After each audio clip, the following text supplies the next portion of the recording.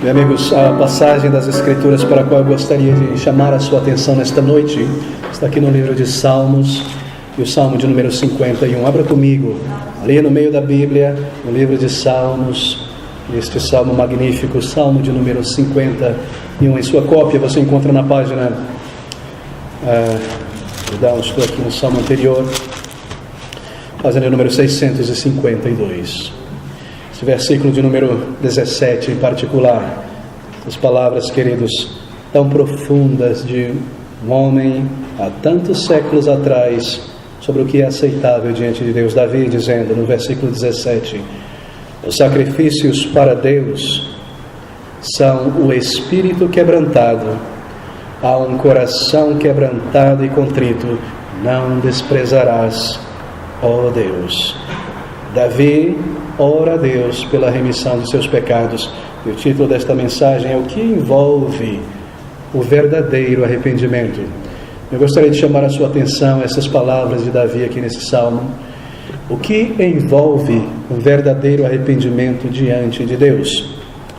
Nós temos aqui nestas palavras não poesia, não máximas morais da antiguidade, mas o registro, se nós podemos assim dizer, do diário de um homem. São palavras profundas, mas são palavras sinceras de alguém que passou por uma experiência profunda de uma convicção real na alma de ter pecado contra Deus, buscou a Deus, buscou a fé e o arrependimento por meio do Salvador que ele contemplava vir lá na frente, e aqui ele registra, assim por dizer, em seu diário, a sua experiência de arrependimento, de perdão, de alívio, de paz, de certeza de vida eterna. E se você, querido, está aqui nesta noite, não por acaso, não porque não tinha nada a fazer num domingo morno à tarde, mas se você veio aqui buscando a Deus de fato, e se você já viu através do vazio e da futilidade desta vida, das mentiras deste mundo, e você já reconheceu a tua própria necessidade pessoal de conhecer a Deus e de ter o perdão de teus pecados, e você veio nesta noite ouvir o Evangelho com este intuito, eu gostaria que você atentasse com muita calma a essas palavras. Reúna os teus pensamentos nesta noite para ouvir e considerar essas palavras. Aqui está a declaração de uma pessoa que passou exatamente pela mesma necessidade espiritual, que se voltou a Deus em arrependimento verdadeiro e com profunda tristeza e contrição confessou ao Senhor o seu pecado e encontrou da parte de Deus certeza e perdão, vida eterna. Bem, o contexto dessas palavras, vocês sabem, nós acabamos de ler, foi o pecado de Davi com aquela mulher chamada Batseba. Nós lemos ali no livro de 2 Samuel, nós lemos que Davi, o rei de Israel, havia cometido adultério, mentido, assassinado um outro homem, desrespeitado a nação, desprezado o comando de Deus para estar junto com o exército na batalha. Ele escolhera ficar em casa, fazendo nós não sabemos o que. Sua imoralidade, o seu orgulho, a sua torpeza e vileza se tornaram aqui tão claras com sua atitude. Um dia, nos diz a palavra de Deus, ele subiu ao terraço de sua casa para andar tranquilamente, e olhando de baixo ele viu uma mulher e cobiçou esta mulher, e o resultado foi adultério, assassinato, traição, miséria. Que coisas horríveis, que manchas no caráter deste homem. Incrível, não é? Ouvir tais coisas sobre Davi. A Bíblia nos diz que Davi era um homem segundo o coração de Deus. Que capacidade, que distância ele percorreu longe de seu Deus, a ponto de agir dessa maneira. E esse salmo, queridos, resume o resultado daquele confronto que ele teve, ou melhor, que Deus teve com ele através do profeta Natã. Quando Natã veio a Davi e contou aquela pequena história, aquela metáfora sobre um homem que tinha uma ovelha, um homem pobre, que criara aquela ovelha em seu regaço como uma filha, e aquele grande homem poderoso decidiu não usar dos seus bois e ovelhas, mas matar aquela ovelha e assá-la para o visitante. Davi se irou, e de repente Natã revela que este é ele, Davi, e que ele tinha feito tamanha crueldade e loucura em Israel. Então ele veio a si mesmo. Então ele caiu em si, e ele reconheceu o seu pecado diante de Deus. E este Salmo 51 é o registro da maneira como ele orou ao Senhor, e da maneira como ele sentiu a profundeza e o poder do pecado em sua alma, e a marca e a mancha que seu pecado causou, e a sua tristeza e o seu arrependimento sincero. Bem, essas palavras foram registradas aqui não para nossa curiosidade intelectual ou entretenimento. Elas foram registradas aqui para aquelas pessoas como eu, ou você talvez nesta noite que já viu e sentiu o poder e a mancha e o estrago que o pecado causou em tua alma um dia. E se você está buscando o perdão de Deus e a reconciliação, bem, essas palavras também são para você nesta maneira. Quando nós buscamos a Deus para a salvação, eu devo te dizer logo de início, há uma maneira certa de buscar a Deus e há uma maneira errada. Há uma maneira pela qual você será aceito e recebido diante de Deus e há uma maneira errada pela qual você não será aceito diante de Deus. Esse salmo ele ensina por meio de um exemplo essas maneiras, a maneira certa de uma pessoa buscar a Deus, a maneira que Deus comanda como deve ser feita e a maneira errada de se aproximar de Deus, uma maneira que nos deixará na porta batendo ali sem resposta. Bem, nós aprendemos aqui 5 posturas e 5 atitudes que devem estar presentes em nosso arrependimento, se realmente nós já sentimos o poder e o estrago que o pecado causou em nossas almas. Primeiro, ao me aproximar de Deus para o perdão de meus pecados e para ser aceito por Deus, é necessário uma atitude correta em relação a Deus, a pessoa de Deus. Eu preciso vir a Deus em oração e me aproximar dele, embora eu não o veja como um ser que é real e que é realmente Deus, o Criador de todas as coisas, soberano sobre todas as coisas. Se você, querido, tem uma audiência com o presidente da República ou com o rei de alguma monarquia, você sabe que é uma maneira esperada, um protocolo de entrar na presença deste rei ou presidente. Você não pode vir diante dele ou dela de uma maneira leviana, frívola, brincando. Assim também, diante de Deus, você não pode orar a Deus em busca de perdão e salvação e se dirigir a Ele de uma maneira irreverente.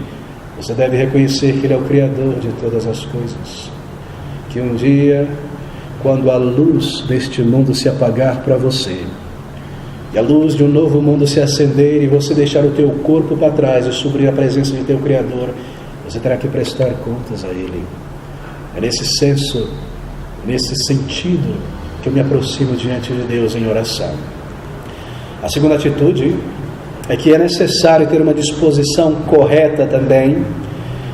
É necessário ter uma opinião honesta e uma atitude correta em relação a mim mesmo. Eu preciso encarar quem eu sou. Eu preciso reconhecer quem eu sou diante de Deus e qual é a opinião que Ele tem sobre mim e não a opinião que eu tenho sobre mim mesmo.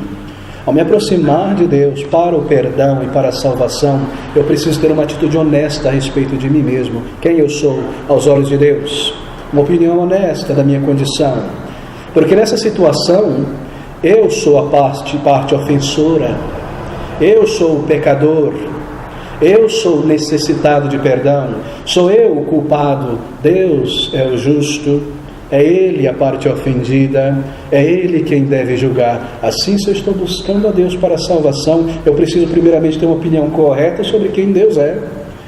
Uma atitude honesta em relação à minha pessoa. Eu sou o pecador nessa história. É Ele quem perdoa, é Ele quem julga, é Ele quem aceita ou rejeita uma pessoa. Em terceiro lugar, ao buscar a Deus para a salvação, é necessário confissão de pecados e verdadeiro arrependimento diante de Deus por pecados. Isso envolve reconhecer e ser honesto consigo mesmo e encarar os teus pecados. De que maneira eu buscaria o perdão de Deus se eu não reconheço o meu pecado? Quem jamais bateria na porta de alguém em busca de perdão se não reconhece ter ofendido essa pessoa? Em quarto lugar, é necessário um clamor da alma dirigido a Deus, como quem roga por salvação, como quem pede do íntimo por perdão e misericórdia, como uma pessoa condenada que faz clemência a Deus, por graça e por favor. E por último, é necessário me aproximar de Deus, uma entrega completa, verdadeira de vida a Deus. Oh, amigos, se nós não nos aproximarmos de Deus desta maneira, jamais seremos recebidos por Deus. Jamais a nossa oração será aceita. Ela não passará do teto, ela não subirá à presença de Deus.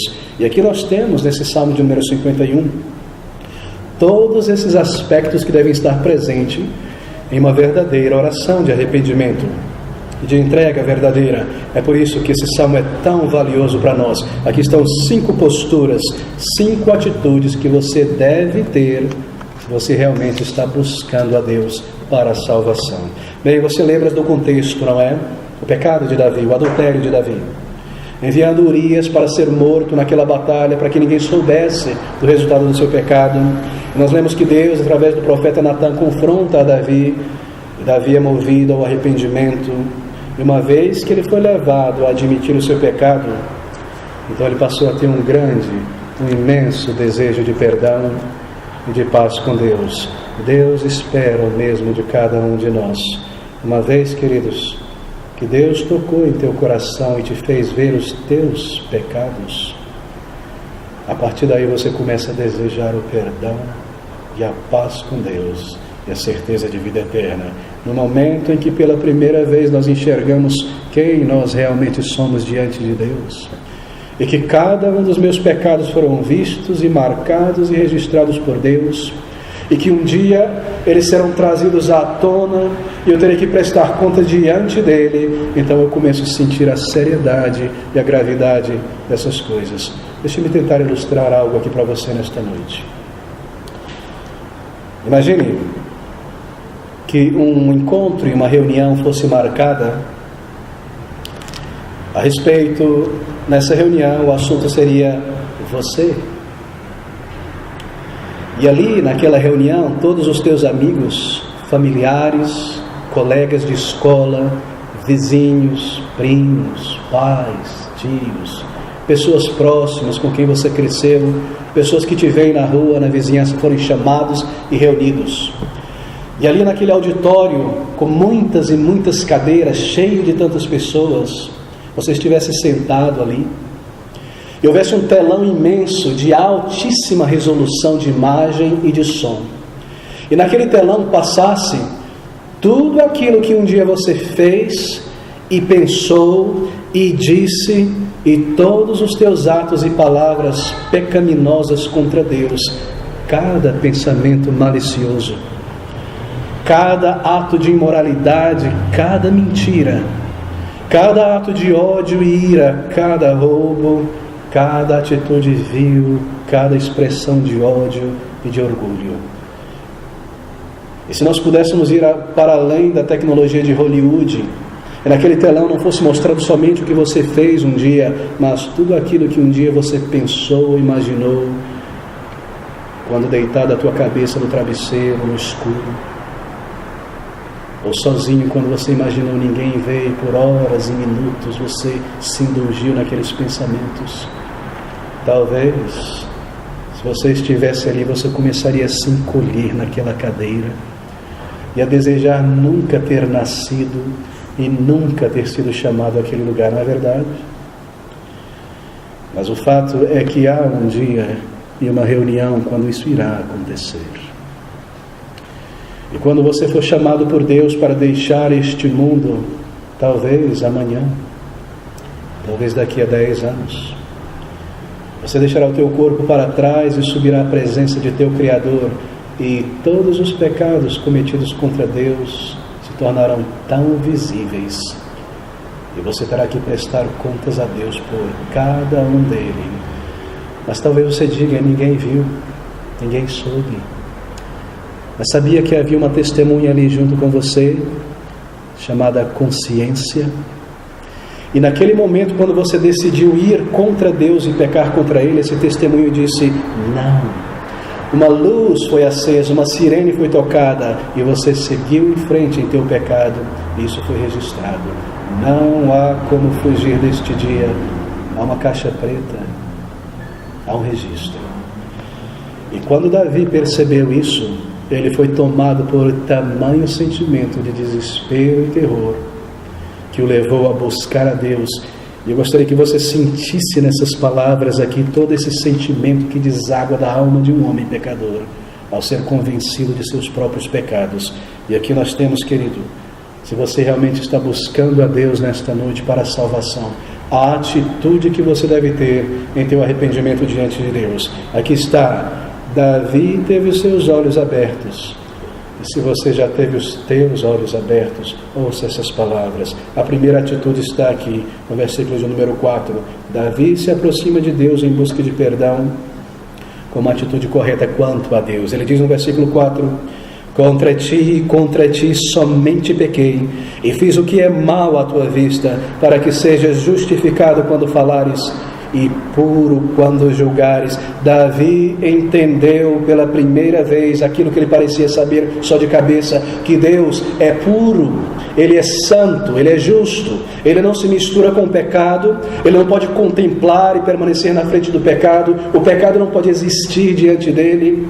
Uma bola de neve tem mais chance de sobreviver se for jogado no meio do sol do que um pecador por um segundo na presença de um Deus santo e glorioso.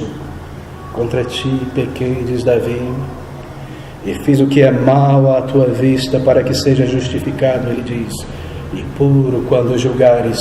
Amigos, você sabia que esse é um dos atributos de Deus?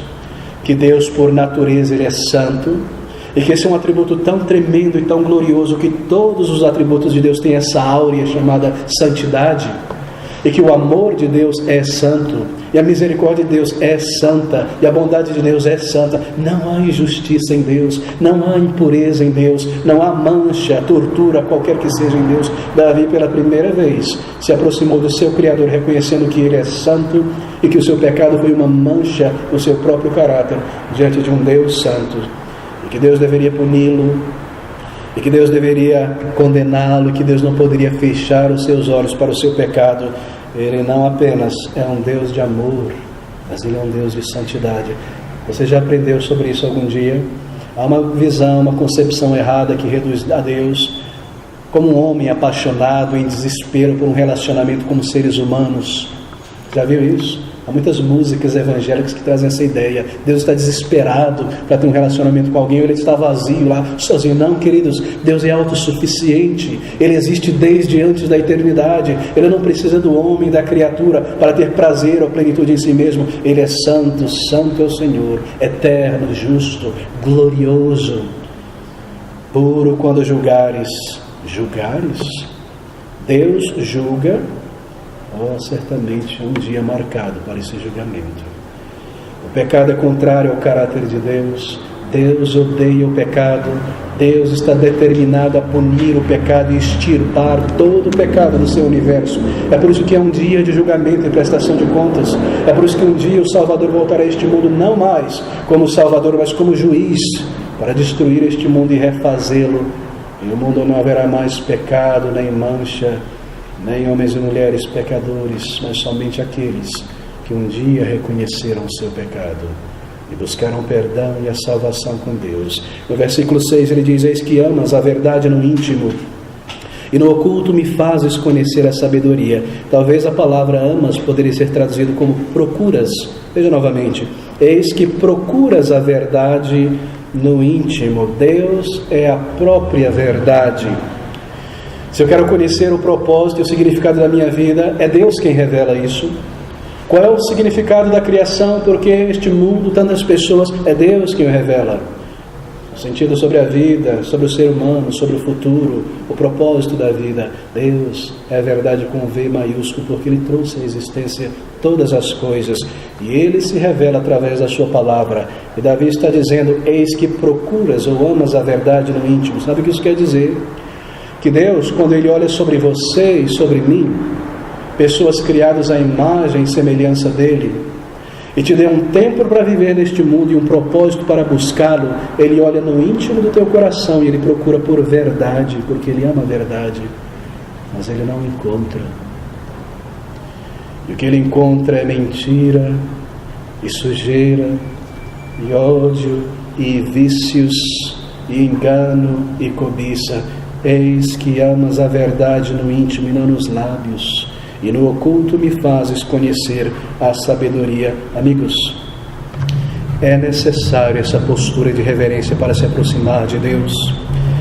Você não pode orar a Deus em arrependimento de uma maneira superficial, do tipo: oh Deus, se você está por aí, se revela a mim, faz alguma coisa, eu vou crer. Mas jamais você encontrará a Deus com uma atitude leviana como essa. Quem jamais se aproximou de Deus e o encontrou dessa maneira. É necessário um temor santo, É necessário uma reverência real diante do Criador. E assim fez Davi, e assim você deve fazer se você está realmente buscando o perdão de Deus e a certeza de vida eterna. É necessário, amigos, é necessário vir diante de Deus de uma maneira apropriada. É necessário reconhecer que Ele é justo em condenar, mas por ser um Deus de misericórdia, de amor, Ele também pode perdoar se há um arrependimento sincero e se há uma entrega real e uma dependência do Senhor Jesus Cristo para a salvação. Mas há uma segunda postura que ilustra a nossa atitude aqui. Está no versículo 3. Davi se aproxima de Deus em busca de perdão com uma atitude correta em relação a si mesmo. Ele está consciente da sua própria condição aos olhos de Deus. Veja o que ele diz no versículo 3. Porque eu conheço as minhas transgressões e o meu pecado está sempre diante de ti. De mim, perdão. Eu reconheço, ó Deus, que eu sou um pecador. As minhas transgressões e o meu pecado estão sempre diante de mim. Eu peco hoje e amanhã eu cometo o mesmo pecado, e na semana que vem o mesmo pecado, e eu luto e os tempos passam e eu volto ao mesmo pecado. O meu pecado, a minha natureza pecaminosa está sempre diante de mim. Eu estou sempre me entregando a ela. Eu reconheço que eu sou um pecador. Eu reconheço que eu não apenas cometo pecados, mas eu sou um pecador. A minha natureza é pecadora. É por isso que eu ponho para fora coisas assim pecaminosas. Eu reconheço, ele diz. Eu conheço as minhas transgressões, meu pecado está sempre diante de mim.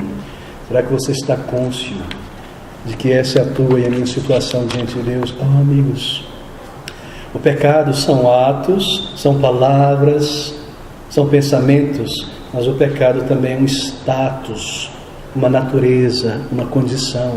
Nós falamos mentiras porque assim nós somos dentro de nós. Nós pensamos coisas sujas e torpes porque isso está dentro de nós. É a nossa natureza. Ele vai nos dizer no versículo seguinte que a sua mãe o trouxe à existência, versículo 5. Em iniquidade fui formado e em pecado me concebeu a minha mãe. Ele está dizendo que ele já nasceu como um pecador. E assim é todo ser humano. Nós já nascemos como homens e mulheres pecadores diante de Deus. E se eu vou buscar o perdão de Deus, eu preciso vir como um pecador por inteiro. Eu não posso vir a Deus simplesmente por aquela mentira que eu falei ontem, ou aquele ato de imoralidade que eu pensei. Eu preciso vir a Ele como uma pessoa que precisa de perdão por inteiro e completa regeneração, uma salvação completa e por inteiro na alma. Essa é uma atitude tão necessária. E se nós não nos aproximarmos diante de Deus dessa maneira, Ele não nos receberá. Se uma pessoa, ela rouba de uma outra pessoa, e despreza a pessoa, e fofoca contra essa pessoa, e faz maledicência, e toca fogo na casa da pessoa, e um dia ela vai lá e bate na pessoa: oh, me desculpa, porque alguém me deixou um recado para você, e eu não te passei o recado. A gente pode fazer as pazes? Será que você imagina que Deus me aceitaria você? Se eu simplesmente vir a Deus e dizer: Senhor, às vezes eu tenho agido de uma maneira como eu não deveria. Não, queridos, é necessário uma confissão real de pecados. É necessário dizer a Ele aquilo que Ele já sabe: contra Ti, Senhor, pequei, eu sou um pecador, eu tenho vivido em pecados, eu cometo esse pecado e aquele pecado, esse é o maior, esse volta a ser maior, eu me entrego a isso e aquilo, essa é a minha natureza. Eu preciso de uma transformação, de um novo caráter. Eu preciso de algo dentro de mim que me transforme, um poder maior que me liberte do domínio dos meus pecados. São tantos os meus pecados, tantos pensamentos vis, tantos desejos carnais, tantas atitudes erradas. Eu me engano imaginando que eu não sou pecador porque eu nunca matei ninguém, nem que eu nunca desviei R$1 bilhão do BNDES. Em pecados. Será que você já se tornou cônscio dessa realidade? Eu não posso vir diante de Deus por um pecado, mas por minha natureza, em busca de perdão, em busca de salvação. Nós lemos então que Davi, ele toma um terceiro passo, e essas palavras são tremendas. Davi reconhece o seu pecado. Davi não esconde o seu pecado. Davi traz o seu pecado diante de Deus em sincero, em profundo arrependimento. Veja comigo, está aqui nesse versículo 4. Contra ti somente pequei e fiz o que é mal à tua vista. para que seja justificado quando falares e puro quando julgares. Quando nós pecamos, amigos, é contra Deus que nós pecamos. Você fala mal de uma pessoa e você quebra o mandamento que diz: não dirás falso testemunho contra teu próximo. Calúnia, difamação, mentira. Mas sabia que você está pecando contra Deus? Porque foi Ele quem estabeleceu esta lei e determinou que uma pessoa não deveria agir assim. Davi tirou a vida de um outro homem, adulterou com aquela mulher, mas ele diz: contra ti somente pequei.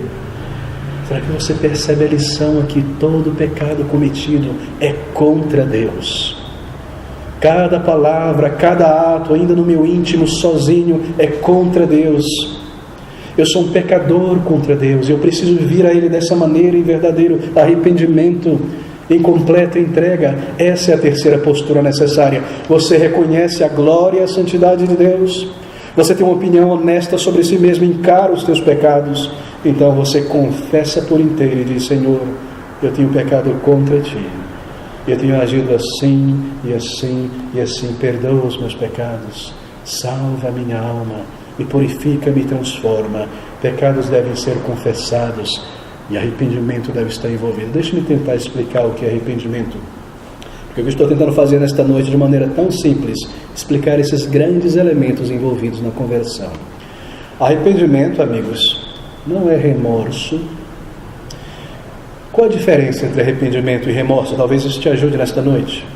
Bem, arrependimento envolve três coisas. Remorso é um sentimento que diz assim: porque eu fiz ou falei isso? Me pegaram com a mão na massa e agora eu perdi crédito com as pessoas. Se elas não tivessem visto, eu continuaria pecando em frente, fazendo o que eu quero. Eu tenho remorso, porque agora eu perdi uma vantagem. Isso não é arrependimento. Arrependimento é um reconhecimento de ter pecado contra Deus, e uma tristeza na alma e um senso de sujeira no íntimo. E arrependimento me leva a um passo seguinte, que é a confissão a Deus dos meus pecados. Se eu simplesmente me sinto mal pelo que eu fiz, eu enterro isso na memória, eu ponho fone de ouvido, eu busco entretenimento para me esquecer disso, não há arrependimento verdadeiro. Arrependimento envolve dobrar os joelhos e confessar ao Senhor o que você fez e pedir a Ele perdão verdadeiro. E arrependimento envolve mudança de vidas. Eu não mais volto àquele pecado, eu não mais volto a ele, eu não me arrependo do meu arrependimento. Arrependimento é tão diferente de remorso, e é isso que Davi está fazendo aqui. Ele está rogando por perdão, ele está confessando a Deus, ele está sentindo a sua sujeira e a sua miséria diante do Senhor. Será que isso passa por tua mente? Será que você, ao vir diante de Deus, tem esses sentimentos? Você considera a glória, a santidade de Deus? Isso te leva a uma análise honesta de quem você realmente é aos olhos dele. Isso te move ao arrependimento e à confissão diante do Senhor. E por fim nós lemos sobre a postura de Davi ao fazer isso. Nós lemos que Davi, ele clamou por perdão e salvação. Veja o versículo 1. Tem misericórdia de mim, ó Deus, segundo a tua benignidade, apaga as minhas transgressões. Se não há confissão de pecados, então não há verdadeiro arrependimento. Tem misericórdia de mim, segundo a tua benignidade, apaga o registro das minhas transgressões, segundo a multidão das tuas misericórdias, lava-me completamente da minha iniquidade e purifica-me do meu pecado. Eu conheço as minhas transgressões. Isso é um sinal de um verdadeiro arrependimento. É um clamor por perdão, é uma entrega sincera, é um dobrar-se diante de Deus, é um rogo profundo da alma. Perdoa, ele diz, as minhas transgressões. Você percebe que o pecado aqui é definido de tantas maneiras. Ele fala sobre transgressão no versículo 1.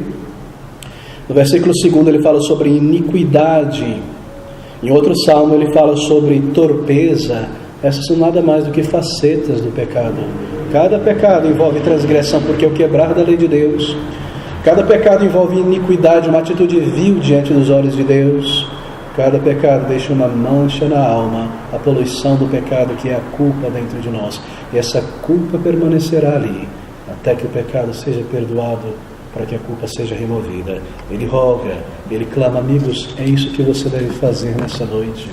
Se você já encarou a tua necessidade de perdão, se você já pela primeira vez percebeu o domínio e o poder que o pecado ainda tem em tua vida, venha a Deus em arrependimento.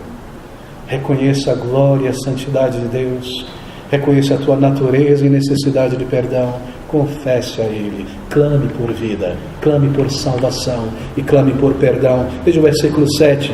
Ouça essas palavras. Purifica-me com hisopo e ficarei puro. Lava-me e ficarei mais alvo do que a neve. Que palavras tremendas.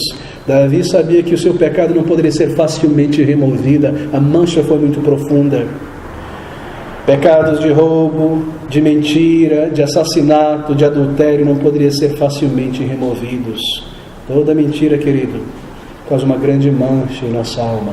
Todo ato de fornicação, por palavras, gestos, toques, atitudes, deixa dentro de nós uma mancha profunda.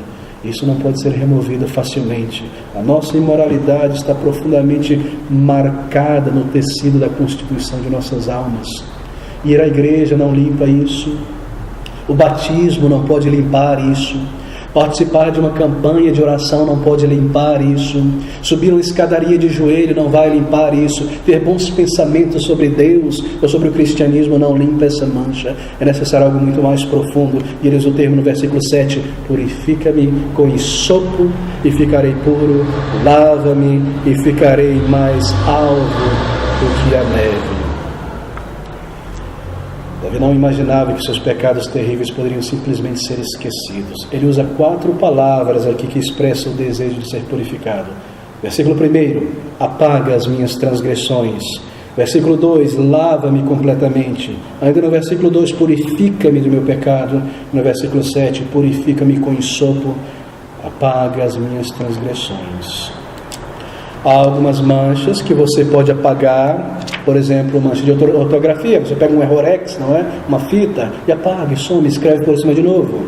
Mas não é sobre isso que Davi está falando. Ele está falando sobre algo entrinchado em sua alma como resultado do seu pecado. Purifica-me de meu pecado com hisopo. O hisopo era um arbusto que havia em Israel, crescia normalmente nos muros, nas paredes, entre as pedras. E era um arbusto que era triturado e misturado com água para remover manchas profundas, encardidas de tecidos ou de paredes, fungos, por exemplo. No caso de sujeira extrema, era necessário usar essa planta, ela era bastante ácida e ela removia a sujeira de uma maneira profunda. Por exemplo, quando alguém entrasse em contato com uma pessoa leprosa, precisasse carregar o cadáver de um animal, essa pessoa estaria cerimonialmente impura, ela não poderia entrar no templo ou no arraial de Israel. Ela precisava ser lavada com hisopo, símbolo da profundidade da mancha na alma. Davi examina seu coração, ele diz: Senhor, boas obras não perdoarão a minha culpa. Ir à igreja depois das minhas mentiras não perdoarão a minha culpa. Eu preciso de salvação. Eu preciso de uma obra na alma de regeneração. Meu querido, deixe-me adverti-lo. Eu ia à igreja, cresci num lar cristão, um pé na igreja e um pé no mundo. Com meus amigos na igreja, na hora do louvor, terminado o louvor, para fora da igreja para falar coisas torpes e imundas. Saía da igreja, direto para a boate. Mas estava sempre na igreja, olhando para a cara do pastor, olhando para as pessoas em volta, deixando aquelas pessoas tão quadradas. Quão hipócrita eu era. Até que um dia eu percebi o pecado em minha alma. Eu me reconheci como um pecador diante de Deus. Aquilo me levou ao arrependimento e a buscar, mesmo com lágrimas, esse ser arrependimento, a salvação. E pela misericórdia e bondade de Deus, aos 17 anos de idade, Ele me levou a um profundo arrependimento, uma verdadeira transformação de vida. Não se engane nesta noite. Se o pecado ainda é o teu hábito e o teu amigo íntimo, você ainda não experimentou esse lavar regenerador. Você permanece uma pessoa como você sempre foi. Você ainda não nasceu de novo. Você ainda não teve o perdão de teus pecados. Você não encontrou a paz de Deus. Você permanece marcado para o juízo. Há um dia de prestar contas e você não passou da morte para a vida. Não se engane nesta noite. Seu pecado ainda é um amigo e um hábito. É necessário este verdadeiro arrependimento. É necessário um lavar regenerador. É necessário uma nova vida com Cristo Jesus. No versículo 19, Davi menciona sacrifícios em relação à purificação e perdão de pecados. Veja o que ele diz. Então te agradará dos sacrifícios de justiça, do holocausto e das ofertas queimadas. Então se oferecerão novilhos sobre o teu altar. Veja o versículo 15 agora. 16. Pois não desejas sacrifícios, senão eu os daria. Tu não te deleitas nos holocaustos. Deus não está interessado no sangue de touros ou de ovelhas em cima de um altar, nem que você frequente uma igreja ou seja batizado. O que Ele está interessado é algo no coração, um sacrifício de arrependimento. Essas palavras do versículo 17 explicam com tanta clareza. Os sacrifícios para Deus são um espírito quebrantado pelo peso do pecado. Um coração quebrantado e contrito não desprezarás, ó Deus. Ele sabia que os seus pecados não poderiam ser literalmente apagados pelo sangue de cordeiros ou de touros, nem o meu, nem o teu pelas águas do batismo ou por participar de uma igreja. Ele sabia que um sacrifício de um animal morrer no seu lugar não poderia lhe salvar. Aqueles sacrifícios, ele entendeu, apontavam para o Messias que viria. Meu queridos, você precisa vir a Jesus para ter dele o perdão e se proteger sobre os seus méritos daquele dia de prestar contas a Deus. Ele sabia que aquilo apontava para Cristo e foi nessa certeza e fé que ele clamou por perdão e por salvação. Deus não pode facilmente remover um pecado. Ele não pode simplesmente estalar um dedo e dizer: desapareçam pecados, ou varrer o meu pecado para baixo do carpete, imaginar que eu nunca pequei e me receber no céu da maneira como eu estou. Se ele fizesse isso, ele não seria um Deus santo. Eu iria poluir o céu. Ele está determinado a punir o pecado. Como pode então Deus salvar alguém? Veja, queridos, por meio de Jesus. Sendo Deus, se tornou um homem para ser um de nós, para ser o representante de pecadores, vivendo uma vida reta diante do Pai. Ele pôde representar uma pessoa como eu e você, e aquela montanha de pecados contra a qual eu estou seguindo para a eternidade para prestar contas diante de Deus. Ele levou sobre si mesmo na cruz do Calvário. Deus moeu o seu Filho para que eu pudesse ser liberto e perdoado. Você precisa desse sopro, desse sangue vertido, desses méritos entregues. Venha a Jesus enquanto você pode. Reconheça a santidade de Deus. Ele conhece os teus pecados. Não há como fugir ou correr. Tenha uma atitude honesta pela primeira vez. Encare o domínio do pecado em tua vida. Se arrependa de verdade. Derrame isso diante dele em confissão. Creia no Salvador que Ele enviou a este mundo para pagar por pecadores. Confesse ao Senhor. Então se entregue por inteiro a tua vida e diga a Ele: Senhor, toma este trapo e faz algo digno para o teu louvor. Eu serei teu e eu viverei para a tua glória e para o teu serviço.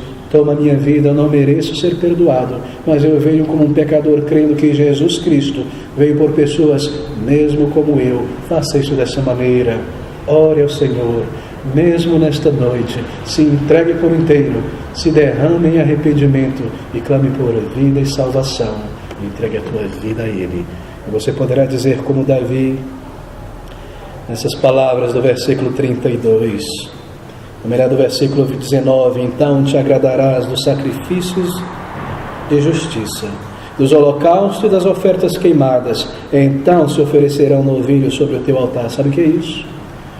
Então, Senhor, o meu culto será aceito diante de Ti pela primeira vez, e a minha oração subirá à Tua presença, e haverá respostas, e haverá paz, e haverá bênçãos, E quando a luz deste mundo se apagar e você subir para a presença do teu Criador, sem temor, sem medo, como uma pessoa salva nos braços eternos do Salvador.